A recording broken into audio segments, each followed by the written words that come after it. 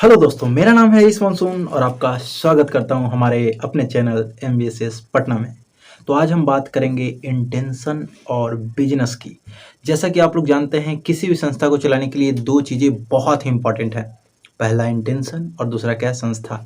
तो इस बारे में मैंने बहुत सोचा कि क्या बिजनेस भी चलाने के लिए ज़रूरी है।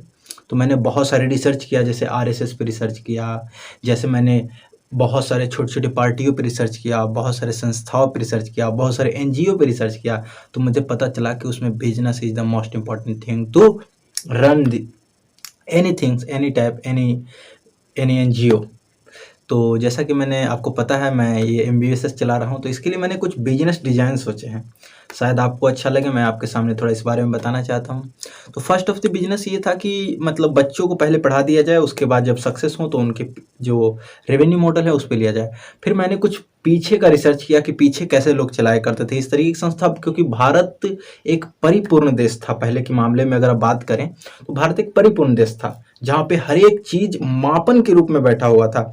ये तो तोड़ दिया गया अंग्रेजों द्वारा, मुसलमान के आक्रामकों द्वारा, और पुर्तगाल से आए थे बहुत सारे अलग अलग प्रकार के लोग आए थे जो भारत को लूटने आए थे। बहुत सारे ऐसे दरिंदे आए जो भारत को इस तरह से लूटे जिसका भरपाई आज तक नहीं कर पा रहे हैं। हमारे बहुत सारे यूनिवर्सिटी हुए करते थे, विक्रमशिला यूनिवर्सिटी, नालंदा यूनिवर्सिटी, जिनको खिलजी जैसे नालायकों ने जला दिया, जिनको कदर नहीं थी हमारे साहित्यों की, या फिर कहीं जलन थी हमारे साहित्यों से।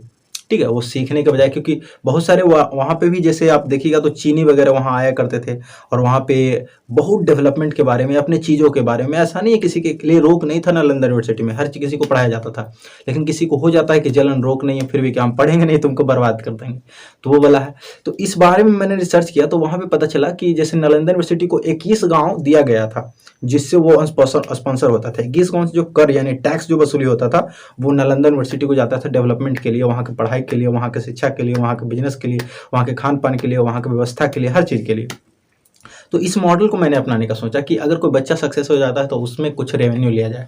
और दूसरा जो मैंने सोचा वो क्या था, दान बेस। तो दान बेस का मैंने बहुत अलग अलग तरीके से एंगल अप्लाई किया, जैसा कि अपने पोस्टर में देखा हो कि दान ही सबसे बड़ा महादान है और दान ही सबसे बड़ा धर्म है, ऐसा कर करके मैंने कुछ स्लोगन डाल डाल के बताया था। तो उसमें हमको नहीं लगता कुछ ज़्यादा इफेक्टिव हो पाया, और ना ही कुछ कलेक्शन हो पाता है। बच्चों को, गार्जियन को, हर चीज़ को, हर कोई इंस्पायर करते हैं कि अगर आप 2 रुपये घर से निकालते हैं तो कोशिश कीजिए कि 1 रुपया शिक्षा में दान कर दें। और ये गारंटी हम ले रहे हैं कि आपका दिया गया दान, जैसा कि मैंने उसमें शपथ भी लिया था कि उसमें आपका दिया गया दान कहीं अलग जगह खर्च नहीं होगा। तो इस बात को मैंने बहुत मेंशन किया, बहुत इसमें बातें की, और बहुत लोगों से इसमें बात विचार करने पे हमको पता चला कि अब जो है माहौल बदल गया है, अटेंशन स्पैम बदल गया है। अगर कोई किसी को 10 रुपया भी दे रहा है तो उसके एवज में उससे जो है मांगने की चेष्टा कर रहा है ना। वो चीज़ अब नहीं रह गया कि किसी को 10 रुपया दे के कोई भूल जाएगा, किसी को कुछ खाना दे के कुछ भूल जाएगा। नहीं, वो जब देगा तो वो याद रखेगा कि हम फलाने को खिलाने थे, फलाने को दिए थे। अगला बार जब कुछ मौका आएगा तो वो ये सोच करके उससे मांगेगा कि हम दिए थे तो ये मेरे को देगा। ये एक्सपेक्टेशन बना हुआ रहता है। तो इसका जो है हम दान वाला अभी सिस्टम जिसको करना है वो तो करेंगे ही, क्योंकि अच्छे लोगों की कमी नहीं होती है हमेशा। कभी भी भारत अच्छे लोग या वीरों से खाली नहीं पड़ा है। चाहे वह मुसलमान लूट लिया, चाहे वो मुगल तो मुसलमान ही थे। और भारत कभी भी दान देने वालों से यानी अच्छे लोगों से कमी नहीं हुई, या वीर लोगों की कमी नहीं हुई। चाहे महाराणा प्रताप की बात करें, वीर शिवाजी की बात करें, चोला साम्राज्य की बात करें, कोई भी ऐसा जहाँ पे कभी कुछ कमी नहीं हुआ। चाहे अंग्रेज लूट के भी चले गए तो देखो फिर भी हम पाकिस्तान जो हमारे साथ ही अलग हुआ था वो अभी कितना पीछे है। अगर आप GDP से कंपेयर कर लें, अगर आप ग्रोथ से कंपेयर कर लें, अगर आप इंफ्रास्ट्रक्चर से कंपेयर कर लें, अगर आप पॉलिटिकल स्टेबिलिटी से कंपेयर कर लें, एक एक छोटी छोटी चीज़ से कंपेयर कर लेंगे तो आपको पता चल जाएगा कि भारत किस ऊंचाई पे भी जा रहा है। 1947 में आज़ाद हुआ। हम वो छोटी छोटी कंट्रियों की नहीं बात कर रहे हैं जो अपना मकसद लेके चला था, जैसे इजराइल। इजराइल हमारे बाद की बात है, लेकिन वो अपना मकसद लेके चला था, उसका मकसद ये डेवलपमेंट। लेकिन जहां भारत में इतने डाइवर्सिटी है यानी अलग अलग लोग रहते हैं, वहां पे ये कर दिखाना एक अपने आप में बहुत बड़ी बात है, किसी से कंपेयर नहीं किया जा सकता। अगर मान लिया जाए को आसमान में चिड़िया उड़ रहा है, मछली बोलेगी कि हम उड़ जाएंगे, ऐसा नहीं है बिल्कुल। वो चाहे तो पानी के ऊपर चल सकता है, अगर अपने आप को, तैराकी को इतना ज्यादा वो अपने प्रैक्टिस में ले आए तो वो पानी के ऊपर चल सकता है। ये उसकी टैलेंट है ना। वो तैरने में इतना सफल हो जाए कि पानी के ऊपर चलने लगे, दिखे कि पानी के ऊपर चले, लेकिन तैर ही रहा होगा। लेकिन भारत भी उन अग्रणी देशों की श्रेणी में आ रहा है, तो ये एक बहुत बड़ी बात है भारत के लिए। और इसलिए मैं बोल रहा हूं कि कमी नहीं है भारत में अच्छे लोगों की। तो ऑनलाइन पोर्टल तो मैं बनाऊंगा इसके लिए कि मैं सबसे पहले मैं अपना परफॉर्मेंस दिखाऊंगा, क्योंकि मेरी जिम्मेदारी पहली है कि मैं कर क्या रहा हूँ। आप लोगों को पता चलना चाहिए कि मैं कर क्या रहा हूँ। ऐसे तो नहीं है फॉल्स वगैरह, क्योंकि दुनिया में फॉल्स का ना इतना ज़्यादा बोलबाला चढ़ गया है कि एनजीओ के नाम पे लोग करोड़ों का फंड ले रहे हैं। बाहर से जो मनी लॉन्ड्रिंग हो रहा है किसके तहत हो रहा है? आप देख रहे होंगे बहुत सारे एनजीओ ऐसे हैं जो सिर्फ नाम का कुछ किया जा रहा है, सिर्फ नाम का कि हम फलाने को कर रहे हैं, ये कर रहे हैं, वो कर रहे हैं, उसके आड़ में अरबों रुपए का खेल हो रहा है। हम मानते हैं उस लेवल का जाने के लिए थोड़ा सा कनेक्शन चाहिए, हमको उस लेवल में जाना भी नहीं है। क्यों जाए भाई, अरबों रुपए का खेल क्यों किया जाए? हमारे पास 10 रुपये, हम 10 रुपये का सेवा करेंगे।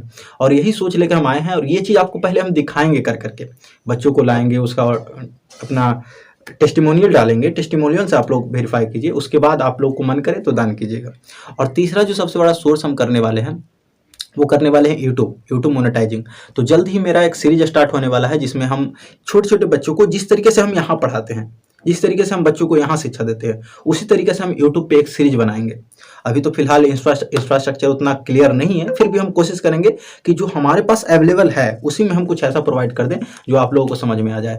और आपके घर में भी बच्चे होंगे तो उनको हम बताएंगे कि कैसे बच्चों को एक एक छोटी छोटी चीज़ों को गाइड किया जाए कि वो आगे बढ़े, कैसे मोरल एजुकेशन को ट्रिगर किया जाए, कैसे बच्चों के साथ हिल मिल के काम किया जाए, कैसे बच्चों को भी मजा कराया जाए, खुद भी मजा किया जाए क्लास में, कैसे क्लास बोरिंग ना हो, कैसे बच्चा तड़पे क्लास आने के लिए, कैसे बच्चा क्लास से दूर ना भागे, कैसे एक दूसरे से दोस्ती हो जाए, कैसे दिमाग पे कंट्रोल हो जाए, कैसे सर से कॉम्बिनेशन बन जाए, कैसे बच्चा बच्चा ना रहे वो दोस्त बन जाए। ये छोटी छोटी चीज़ें जो है ना हम अपने बच्चों को बताते हैं, और मानते हैं कि इसमें समय लगता है, क्योंकि जो बच्चा 15 साल में वो अपना एक माइंडसेट तैयार किया है उसको हम 10 दिन में चेंज नहीं कर सकते, लेकिन ये छोटी छोटी चीज़ें धीरे धीरे करके चेंज होगी। क्योंकि अगर हम पहला कील ही नहीं निकालेंगे तो दीवार खाली कैसे पड़ेगा? दीवार में बहुत सारा कील लगा हुआ है तो पहला कील तो निकालना पड़ेगा। अगर हम और 4 कील ठोक देंगे तो उस क्या होगा? अगर आप बच्चे को और थोड़ा हम गुस्सा दिखा देंगे तो 4 कील और ठोका जाएगा उसके दिमाग में, उसका दिमाग और ब्लंडर होता चला जाएगा, उसका दिमाग उस पर और कंट्रोल होता चला जाएगा। और ये भारत ही एक ऐसा देश है जहाँ पे दिमाग को और आदमी को और शरीर को अलग अलग किया गया है, डिफाइन, और ये भारत की अपने आप में बहुत बड़ी विशेषता है। तो फिर से एक बार रिवाइज कर लेते हैं हमने क्या क्या चीज़ों पे बात की।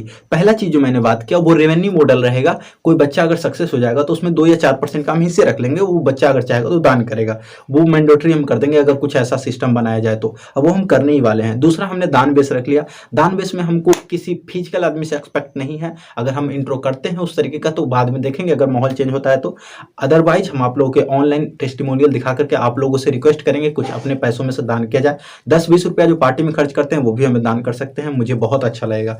तीसरा जो चीज़ मैं करने वाला हूँ वो करने वाला हूँ इस तरीके से मॉडल, जो कि एक पूरे एक स्ट्रक्चर बेस बना करके जो यूट्यूब पे रहेगा और उसको मैं मोनेटाइज करूंगा। यानी कि अपने चीज़ों को जो मैं क्लास में बताता हूँ वो यूट्यूब पे बताऊंगा। आप लोगों को अगर अच्छा लगेगा तो वो भी पॉपुलर होगा, अगर आप लोग सब्सक्राइब करेंगे, आप लोग सपोर्ट करेंगे तो आज के वीडियो में इतना ही। मिलेंगे हम अगले वीडियो में, तब तक बने रहिए, पढ़ते रहिए, हंसते खेलते रहिए और बच्चों को पढ़ाते रहिए। धन्यवाद।